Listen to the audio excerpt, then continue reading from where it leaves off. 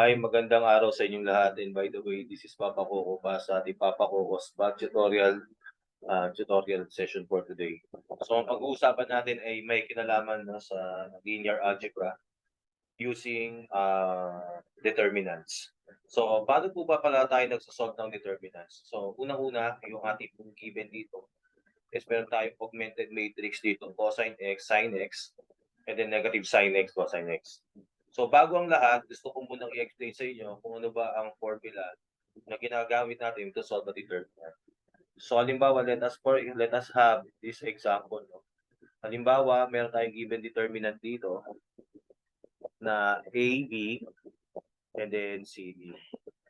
In this case po kasi, pag nagsasolve po tayo ng determinants, we do cross multiplication and subtract. So, cross multiply natin to, that gives you A multiplied by D minus ito po C and D, so that is C.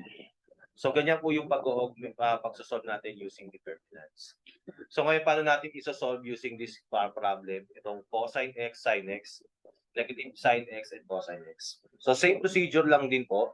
So ang gagawin lang natin is, kulay lang natin. So ang gagawin lang po natin dyan is i-cross multiply lang po natin. So you will have cosine x times cosine x. And then you have minus negative sin x, and then multiply by sin x.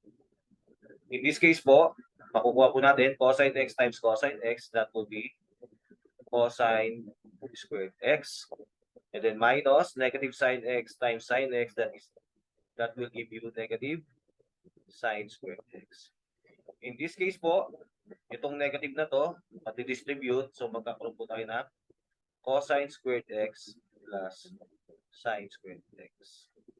And remember, sa ating trigonometric identities, ang value po ng cosine squared x at ng cosine squared x plus sin squared x is equal to 1. So, di ba yung ating identity na to, yung cosine squared x plus sin squared x ay equivalent po sa 1.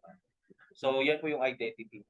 So, kung may identity po tayong ganyan, therefore, ang sagot po sa ating augmented matrix ng cosine x, sin x, negative sin x, cosine x is equal to 1. So, ito po yung ating final answer. So, ganyan po ang pag-solve using determinants, no, sa isang linear algebra problem. And I hope it helps. Ciao.